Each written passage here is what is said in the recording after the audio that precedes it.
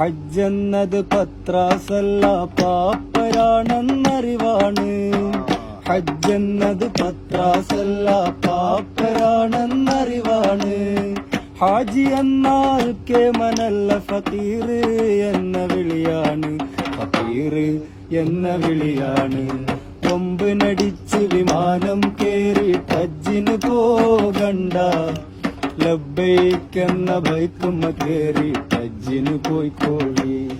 നൽ ഹജ്ജിന് പോയിക്കോളി. ഹജ്ജെന്നത് പത്രാസല്ല പാപ്പരാണെന്നറിവാണ്. ഹജ്ജെന്നത് പത്രാസല്ല പാപ്പരാണെന്നറിവാണ്. ഹാജി എന്നാൽ കേമനല്ല ഫക്കീർ എന്ന വിളിയാണ്.